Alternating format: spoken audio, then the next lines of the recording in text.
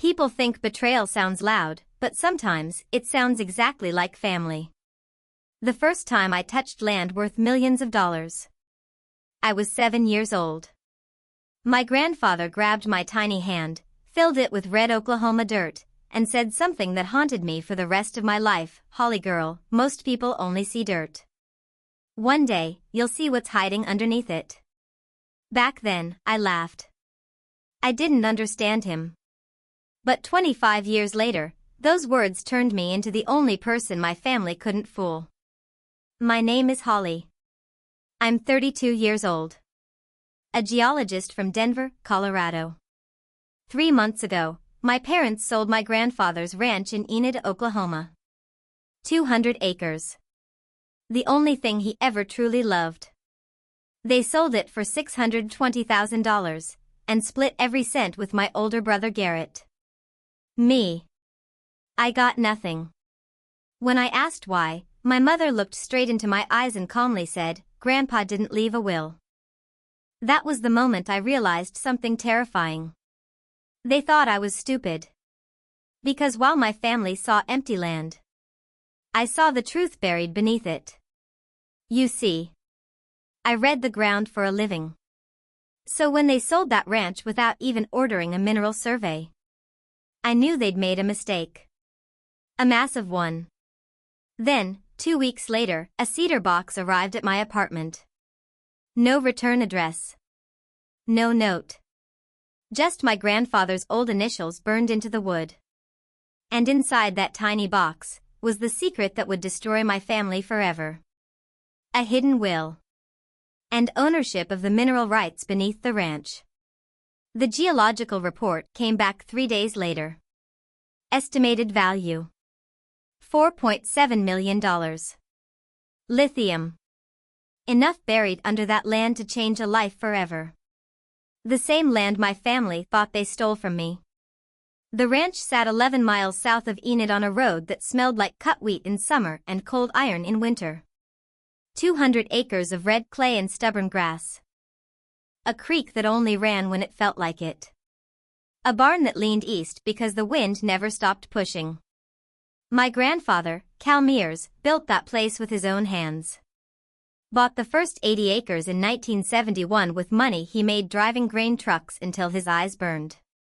He never took a vacation. Never bought a new truck when the old one still turned over. Every spare dollar went into that land. And I spent every summer there from age 6 until I left for college. Other kids would have died of boredom. No neighbors. No mall. Just sky and dirt. But Grandpa Cal made that dirt sing. He'd squat down in the field, scoop up a handful of red clay, and hold it out to me like it was gold. "See this? There's a whole world under here." I'd dig my fingers in until the red stained under my nails for days. I loved that stain.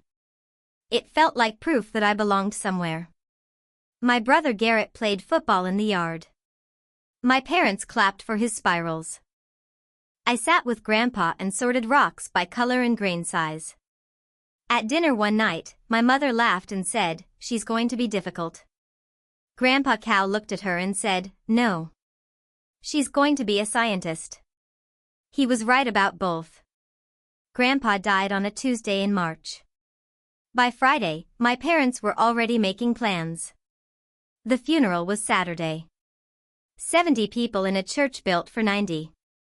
I almost missed it because my mother forgot to call me until 2 days before. I was on a job site 3 hours from the nearest airport. I drove through the night. Caught a 6:15 flight. Landed in Oklahoma City. Rented a car. Walked into that church 14 minutes late. My mother didn't save me a seat.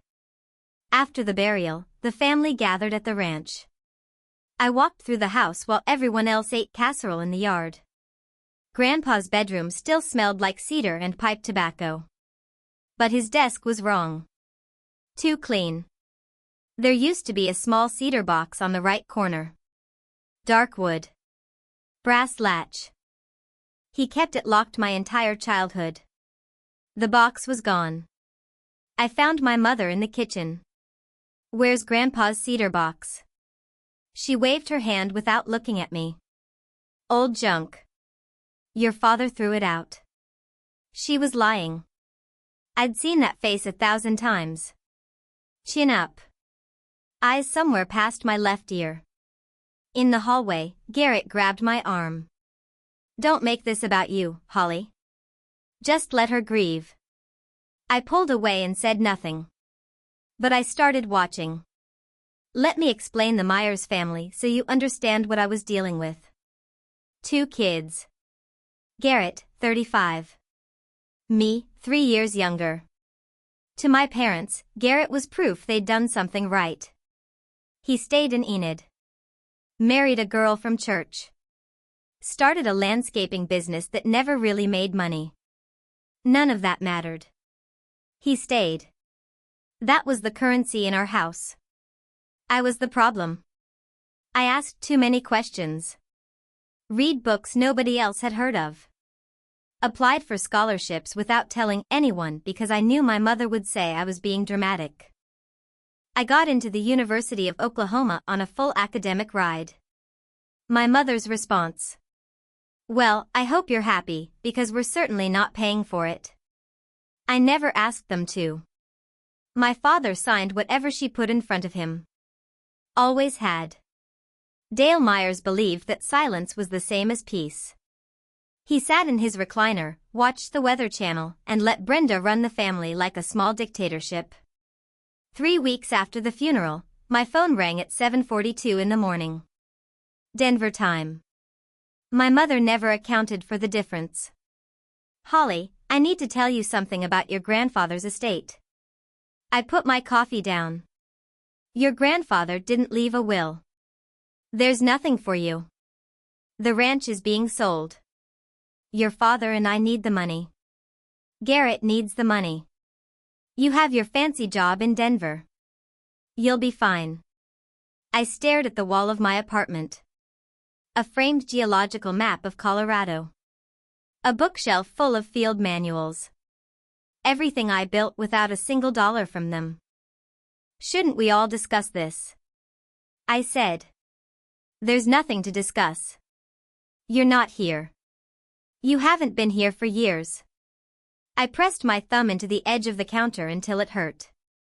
Not because I was sad. Because I knew, with the certainty of someone who's read soil samples for 10 years, that something was wrong. My grandfather was meticulous. He labeled every jar in his workshop. He kept receipts in a shoebox sorted by month and year going back to 1978. A man like that does not die without a will. I hung up. Sat in my apartment for 45 minutes without moving. Then I opened my laptop and searched the Garfield County Public Records. It took me 11 minutes to find the listing. 200 acres. Farmhouse. Barn. Creek frontage. Listed at $620,000. I pulled comparable sales. 200 acres of agricultural land in that area averaged $750,000 to $850,000. My parents had priced it nearly $200,000 below market. They wanted it gone fast. Before anyone could ask questions. Something in the fine print caught my eye. 2 words in a font so small it was almost a footnote. Surface rights only. I read those words 3 times. Then a 4th. Then I leaned back in my chair and stared at the ceiling. In my line of work, surface rights only means one specific thing. Someone, at some point, separated the mineral rights from the surface rights. Whoever buys that property gets the house, the barn, the fields. Everything you can see. They do not get a single grain of what's underneath. My father texted me that night. Your mother said you called Garrett asking questions. Let it go, Holly. You left. Garrett stayed. That's just how it is. I didn't reply. I was too busy reading Oklahoma mineral law. The next morning, I pulled the county filing. It cost $8 through the online portal. Affidavit of heirship filed by Dale and Brenda Myers 11 days after my grandfather's death. The document stated three things. 1. Calvin James Myers died intestate, without a valid will. 2. The sole heirs were Dale and his 2 children. 3. Holly Myers had voluntarily relinquished her claim to the estate. I read that third point 6 times. My name. My supposed relinquishment. Typed on a legal document I had never seen, never signed, never been asked about. Voluntarily relinquished. I called a colleague from work. She has a master's in environmental geology and a minor in pre-law. Hypothetical question. If someone files a false affidavit of heirship in Oklahoma, claims there's no will when there is, claims a person relinquished rights when she didn't, what happens? She was quiet for 3 seconds. That's fraud, Holly. That's a crime. Even if it's family. Especially if it's family. I thanked her and hung up. I didn't tell her it wasn't hypothetical. I didn't call my parents. I didn't confront Garrett. Because giving them a warning would give them time to cover their tracks. I needed the one person who would know if my grandfather left a will. And I remembered something from when I was 15. Grandpa mentioned a lawyer. Not the family lawyer in Enid. A different lawyer. In a different town. My lawyer, he said. Not theirs. I remembered the name of the town because it sounded like something from a fairy tale. Kingfisher. Population barely over 5,000. The kind of place where a man can keep a secret just by filing papers in a different county. I searched Martin Holloway Attorney, Kingfisher, Oklahoma. First result. Holloway Estate and Mineral Law. A one-man office on Main Street. I called at 8:45 Central Time. A woman answered. Warm voice. Older. Holloway Estate Law. This is June. My name is Holly Myers. I believe Mr. Holloway was my grandfather's attorney. Calvin Myers. 3 seconds of silence. Then, oh, honey. He's been trying to reach you for 3 months. My hands went cold. 2 days after the funeral, he sent a certified letter to the ranch. It came back marked return to sender. He called the ranch phone line. A woman answered. Said you had no interest in estate matters and asked him not to call again. My mother intercepted the letter. My mother told this man I had no interest. June put me through to Martin Holloway. His voice was calm and steady, the way old lawyers sound when they've been waiting for something to happen. Miss Myers. Your grandfather left a will. And he left very specific instructions regarding you. I think you should come to my office.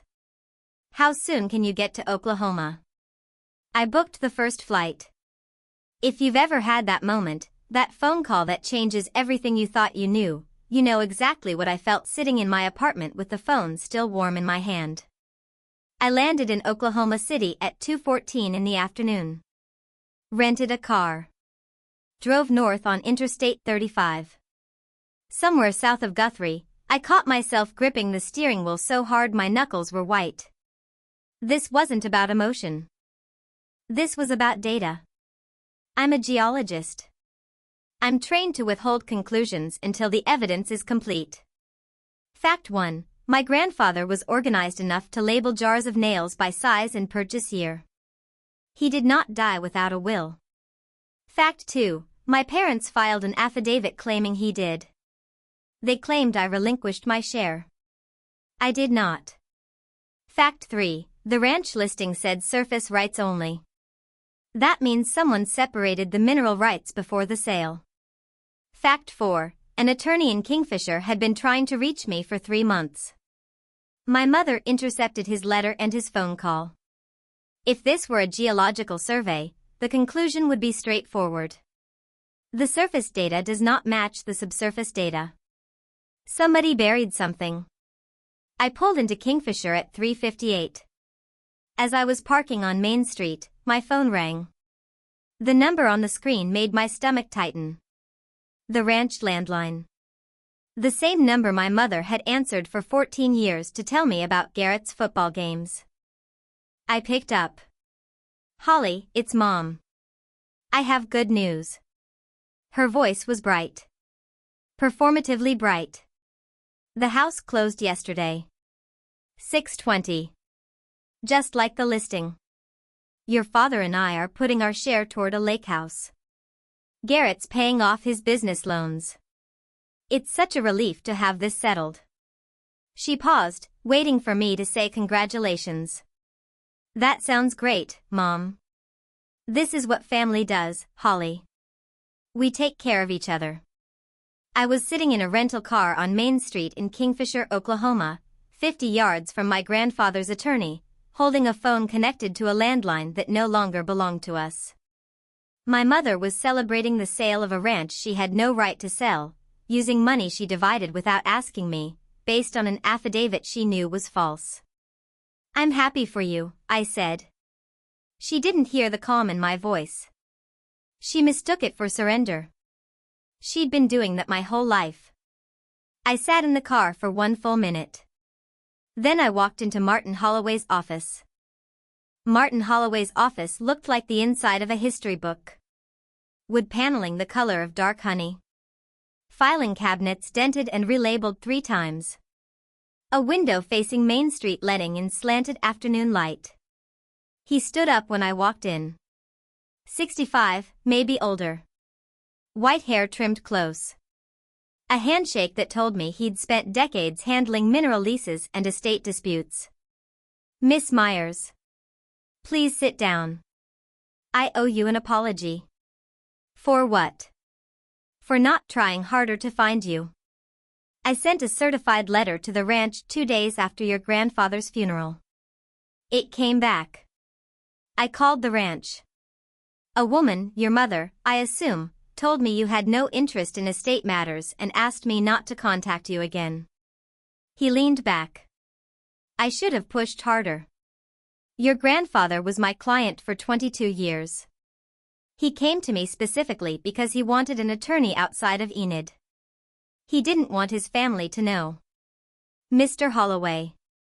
Did my grandfather leave a will?" He looked at me with the kind of patience that comes from years of delivering answers people have been waiting for. "He did, Miss Myers. He updated it 18 months before he died. And he left very specific provisions regarding you." He reached behind his desk and pulled out a small cedar box. Dark wood. Brass latch. The same box that had sat on my grandfather's desk for as long as I could remember. The box my mother said Dale had thrown out. Martin set it on the desk between us. "Your grandfather gave this to me in January of last year. Drove himself here. 83 years old. Still driving that old Ford. He told me to keep it until the time came." I opened the latch. The smell hit me first. Cedar and pipe tobacco. The exact scent of my grandfather's bedroom, concentrated into a space the size of a shoebox. Inside were 3 items. A will. A mineral deed. And a handwritten note on a piece of lined paper torn from a yellow legal pad. Martin let me read in silence. The will was straightforward. Calvin James Myers left the surface property, the house, the barn, the 200 acres, to his heirs equally. Dale, and through Dale, Garrett and me. But the mineral deed was separate. Filed with the Garfield County Clerk on September 14, 18 months before my grandfather died. It transferred all mineral rights, subsurface rights, and extraction rights beneath the 200 acres to one person. Holly Ann Myers. Me. Only me. I looked up at Martin. He nodded. Your grandfather separated the mineral estate from the surface estate. The mineral deed was recorded. It is public record. Whatever your parents sold for $620,000, they sold only the surface. I unfolded the handwritten note. My grandfather's handwriting. Shaky but legible. The letters pressed hard into the paper, like he wanted the words to last. Holly girl. They will sell the house. Don't let them sell what's underneath. I set the note down. My hands were steady. My voice was not. Mr. Holloway. What exactly does this mean? Legally. Martin leaned forward. He'd been waiting to explain this. In Oklahoma, mineral rights are a separate estate. They can be owned, sold, leased, and inherited independently from the surface. When your grandfather filed that mineral deed, he legally severed the subsurface from the surface. Two separate properties. Two separate owners. And when my parents sold the ranch, they sold the surface. The house. The barn. The fields. They couldn't sell what wasn't theirs. The mineral rights were already transferred to you before your grandfather died.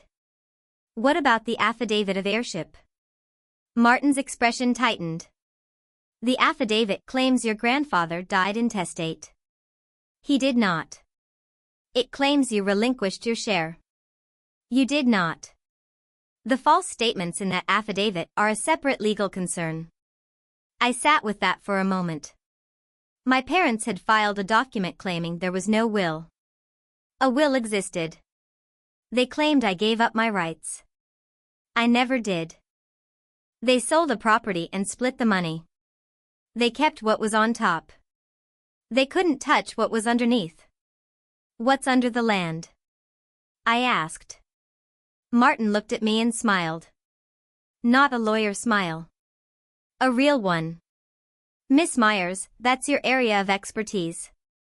But your grandfather once told me, and these are his exact words, that dirt is worth more than the house. I suggest you find out if he was right. I drove to the ranch the next morning. The sold sign was still up at the end of the driveway. The new owners hadn't moved in yet. The house sat empty. Dark windows. The barn leaning east, same as always. I parked on the county road and walked the perimeter on public easement. I didn't need to go inside. I needed what was outside. What was underneath? I took soil samples from 3 locations. The north field where the clay was densest. The creek bed where erosion exposed deeper strata. And the southwest corner, the patch my grandfather used to point at and say, "Something's different about this ground, Holly girl." The red Oklahoma clay filled each vial like wet paint. But the sample from the southwest corner had a slightly different texture. Finer grain. A faint greenish-gray tint mixed into the red. I had seen that tint before. In lithium-bearing clay formations in Nevada. In Arkansas. I sealed the vials and labeled them with GPS coordinates. Then I flew back to Denver and put them through a full elemental analysis. For 2 weeks, I worked my regular job during the day and researched Oklahoma lithium deposits at night. The data was there if you knew where to look. The United States Geological Survey had flagged Garfield County in a recent report on clay-hosted lithium potential. The southwest corner of the ranch, the same patch my grandfather always pointed at, sat directly over a formation that multiple studies had identified as lithium-enriched. My grandfather wasn't a geologist. But he spent 60 years walking the same 200 acres. He noticed things. The way the soil dried differently in that corner. The way the well water tasted slightly metallic. The way nothing grew quite as tall in that southwest patch. He didn't know the word lithium. But he knew something was down there. When the analysis came back, my colleague called me at 4:12 in the afternoon. Her voice was different. The tone people use when they know the number before they say it. "Holly. You need to come look at these numbers." All 3 sites showed elevated lithium concentrations. The north field sample was moderate. The creek bed was higher. The southwest corner. Exceptional. Lithium concentrations 3 times higher than regional averages. The boron and potassium ratios confirmed it. This wasn't contamination or anomaly. This was a genuine lithium-bearing clay deposit. I pulled up a mapping overlay. If the concentration gradient held across even 60% of the acreage, and based on the 3 sample points, it should, we were looking at a significant deposit. How significant? I asked. Conservative estimate using current lithium carbonate pricing and standard extraction recovery rates. 3.8 million. If the concentration holds at the southwest corner level across a wider area. Up to 5.2 million. Midpoint. $4.7 million. The red Oklahoma dirt that had packed under my fingernails as a child. The same dirt my grandfather held in his palms and studied in the afternoon light. Was worth $4.7 million. I sat down. Who owns this land? Your parents sold the surface for $620,000. But the mineral rights belong to you. My grandfather wasn't just a rancher. He was a man who paid attention to his dirt. The next day, I retained a mineral rights attorney in Oklahoma City. Her name was Diane Carver. 23 years handling split estate cases in the Anadarko Basin. She knew mineral law the way I knew soil composition. I sent her everything. The will. The mineral deed. The affidavit of heirship. The geological survey. The county records showing the mineral deed was filed 18 months before my grandfather died. She called me back in 2 hours. Miss Myers, this is about as clean as a mineral separation gets. Your grandfather did everything right. The deed is properly executed, properly witnessed, properly filed. The severance was recorded before his death, which means the mineral rights never entered his estate. They were already yours. And the affidavit. The affidavit states that your grandfather died without a will. He did not. It states that you relinquished your claim. You did not. At minimum, this is a fraudulent filing. She drafted 3 documents. A cease and desist letter to my parents regarding the false affidavit. A formal notification to the ranch buyers that the mineral rights were held separately. And preliminary paperwork for leasing the mineral rights to a lithium extraction company. One more question, I said before we hung up. I don't want to destroy my parents. I want them to understand what they lost. And I want the rest of my family to know the truth. Diane paused. Miss Myers, with all due respect, they didn't lose anything. They never had it. A week later, I opened Facebook for the first time in months. My mother had posted 11 photos. The new lake house. A 2-bedroom cabin on Keystone Lake. Blue shutters. A dock jetting out into brown water. Brenda standing on the dock, arms wide, smiling like a woman who had gotten away with something. The caption read, "Blessed beyond measure. Family first always. This is the legacy Daddy Cal would have wanted." Daddy Cal. The man whose will she hid. The man whose attorney she told to stop calling. The man whose cedar box she claimed was thrown out. Garrett had posted too. A new truck. White. 4-door. Caption, finally getting things back on track. Grateful for family. 14 likes. 2 heart reacts. I closed the laptop. Walked to my desk. Opened the cedar box. Read the note again. Holly girl. They will sell the house. Don't let them sell what's underneath. I picked up my phone and called Diane Carver. Send the letters. They were posting lake house photos while my attorney was drafting cease and desist letters. The letters went out on a Monday. Certified mail.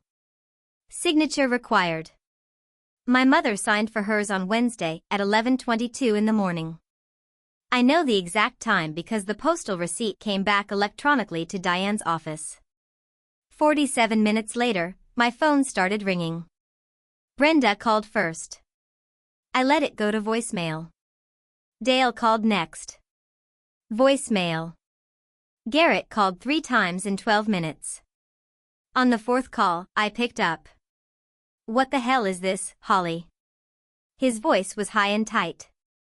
The way it got when he was scared. Some lawyer is saying Grandpa left a will. That the mineral rights are separate. What is going on? He did leave a will, Garrett. He left it with his attorney in Kingfisher. The same attorney Mom told that I had no interest in estate matters. Silence. 5 seconds. 10. I didn't know about that. About the attorney. About the will. Mom handled the estate. She said there was no will. And you didn't question it. You took the money. Bought a truck. Posted about it on Facebook. More silence. When he spoke again, the anger was gone. In its place was something worse. The sound of a man who had just realized the ground under him wasn't as solid as he thought. We need to talk about this as a family, Holly. You can talk to my attorney. Her number's on the letter. I hung up. Brenda called the next morning at 6:51. She hadn't slept. I could hear it in her voice. The rawness. The thin edge of someone who had spent the night calculating exactly how much trouble she was in. But she didn't lead with remorse. She led with the playbook. How could you do this to your own mother, Holly? After everything I've done for you. I raised you. I fed you. I drove you to school. And this is how you repay me. With lawyers and threats. Mom. I didn't file a false affidavit. You did. Your grandfather was confused at the end. He was 84 years old. That will is not valid. The will was notarized 18 months before he died. He drove himself to Kingfisher. He was lucid. His attorney will testify to that. You're tearing this family apart over money, Holly. I let that sentence hang in the air. Deny the will is real. Attack me for being disloyal. Reverse the victim and the offender. My mother had torn a family apart over $620,000. And she was telling me I was the problem. Mom. I'm not tearing anything apart. I'm enforcing a legal document that Grandpa filed before he died. We'll fight this in court. Your father and I will fight this. That's your right. But the mineral deed is already filed with Garfield County. It's been public record since September of last year. She hung up without saying goodbye. I noticed she didn't deny knowing about the will. She only said it wasn't valid. That told me everything I needed to know. Dale called 2 days later. His approach was different. Softer. Slower. The voice he used when he wanted something without Brenda in the room. Holly girl. He used the nickname. Grandpa Cal's nickname. It hit me exactly where he intended it to. Hi, Dad. Your mother is very upset. She hasn't eaten in 2 days. She's not sleeping. This whole situation, it's killing her. I waited. Can we just sit down and talk about this? No lawyers. No letters. Just family. Dad. Did you know there was a will when you signed the affidavit? Long pause. I could hear him breathing. A television in the background. The Weather Channel. Same as always. Your mother handled all that. I just signed where she told me to sign. You signed a document that said Grandpa died without a will. You signed a document that said I gave up my rights. Did you read it before you signed? Another pause. Longer this time.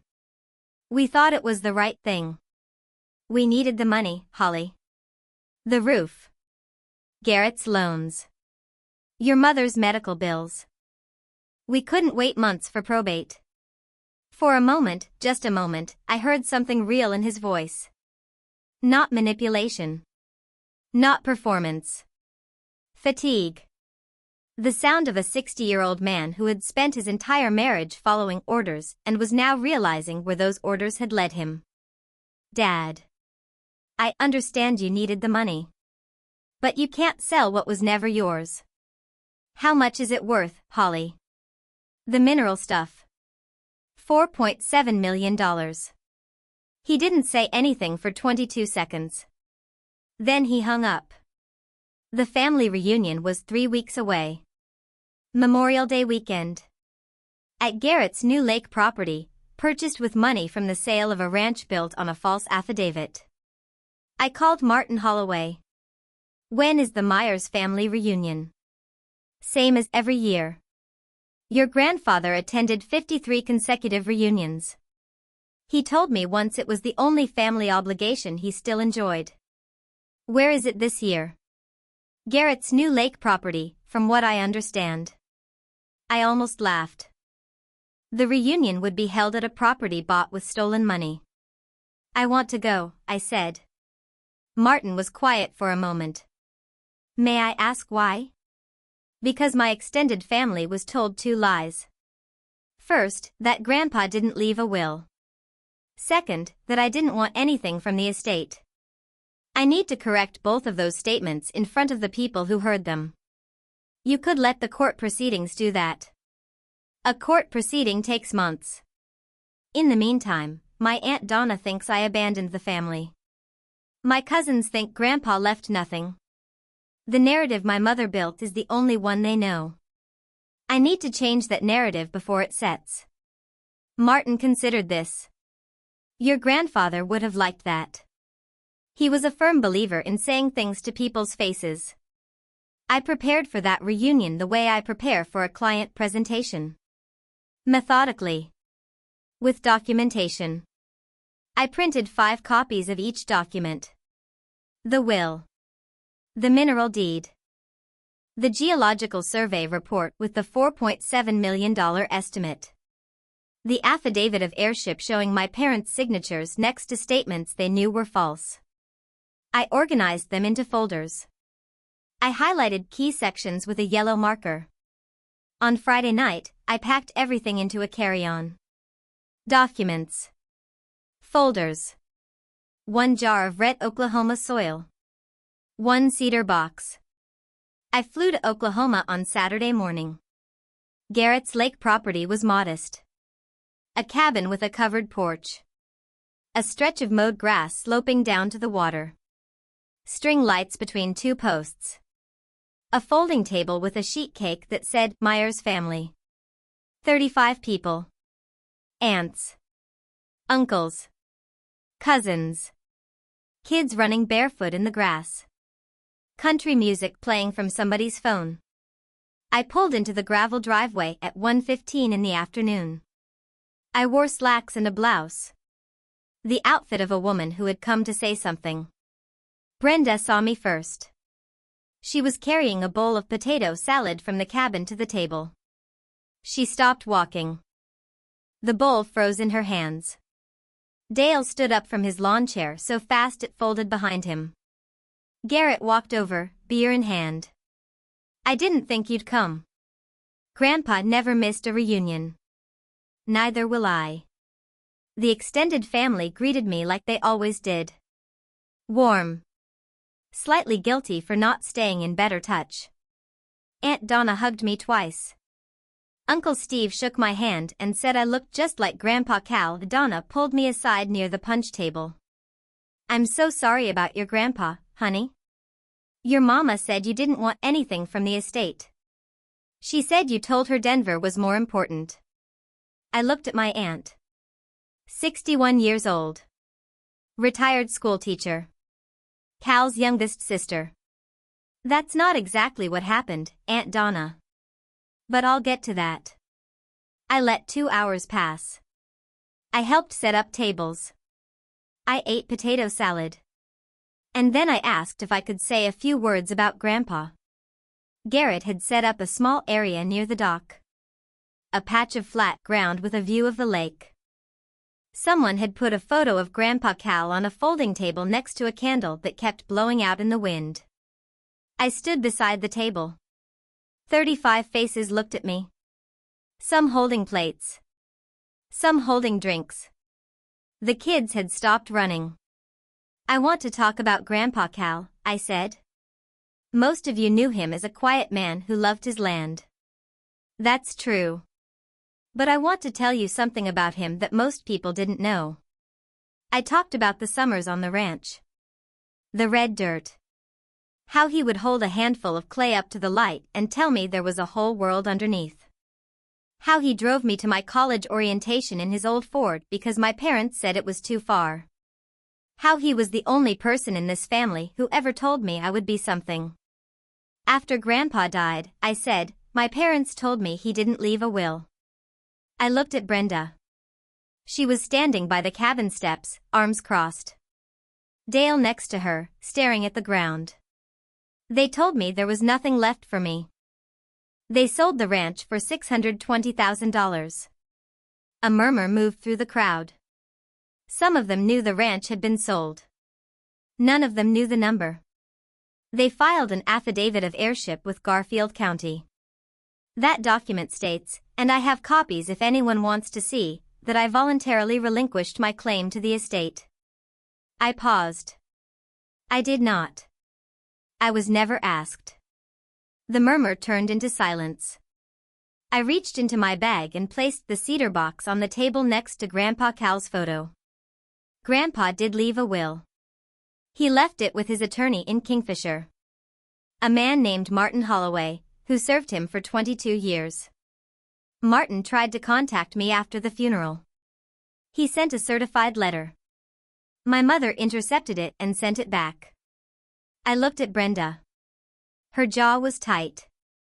Her eyes fixed on the cedar box. Martin called the ranch phone. My mother told him I had no interest in estate matters. I opened the cedar box. The brass latch clicked. The smell of cedar and pipe tobacco drifted across the table. Aunt Donna covered her mouth. This will was filed and notarized on September 14, 18 months before Grandpa died. He was lucid. He drove himself to Kingfisher to file it. I held up the document. 8 pages. Notarized seal visible even from the back of the crowd. The will leaves the surface property, the house, the barn, the land, to his heirs equally. That includes me. I was never informed. I was never included in the sale. Garrett's wife, standing near the grill, put her hand over her mouth. Uncle Steve set his drink down on the ground. But the will wasn't the only thing Grandpa filed that day. He also filed a separate document. A mineral deed. It transferred all mineral rights, all subsurface rights, beneath that 200 acres to one person. I paused. Me. The lake was still. The wind had stopped. 35 people held their breath. I'm a geologist. It's what I do for a living. So when I found out the mineral rights were mine, I did what any geologist would do. I tested the soil. I pulled out the geological survey report. 12 pages bound with a clear cover. I took soil samples from 3 locations on the ranch. I ran them through a mass spectrometer. The results confirmed what my grandfather suspected his whole life. I reached into my bag one more time and set a jar on the table. Red Oklahoma soil sealed with a twist cap, labeled with GPS coordinates in my handwriting. This dirt, the same dirt I played in as a kid, the same dirt Grandpa held in his hands and told me was special, contains lithium-bearing clay. The Geological Survey values the extractable lithium at $4.7 million. Silence. Complete, breathless silence. The speaker had stopped playing. Someone had turned it off. I looked at my mother. She was standing perfectly still, arms at her sides. The posture of a woman who had just been told the house she sold for $620,000 was sitting on top of something worth 8 times more. You told me, and I remember your exact words, Grandpa didn't leave a will, Holly. There's nothing for you. I held the jar of red soil at waist height. There was. It was under your feet the whole time. Brenda stepped forward. This is ridiculous. You're lying. You made this up because you're jealous. I set the survey report on the table, open to the results page. This isn't an opinion, Mom. It's data. Brenda turned to the family. The instinct was automatic. When cornered, she reached for an audience. She's doing this to hurt us. She's always been ungrateful. She left this family. And now she comes back with lawyers and fake documents to take what's ours. Nobody responded. Aunt Donna looked at the ground. Uncle Steve shook his head slowly. Garrett's wife walked toward the cabin without a word. Garrett stepped forward. His voice cracked. Holly. We can work something out. We're family. You signed the sale documents, Garrett. You took your share. You knew Mom said there was no will, and you didn't question it. I didn't know about the affidavit. I swear I didn't. You didn't know because you didn't ask. Because it was easier to take the money and buy a truck. Dale spoke for the first time. His voice was low and tired. Your grandfather always favored you, Holly. He always did. I looked at my father. The man who signed everything Brenda put in front of him. The man who told me the same sentence my whole life, as though it explained everything. You're right, Dad. I left. And Grandpa made sure I would come back for what was mine. I didn't raise my voice. I didn't point. I didn't cry. My hands.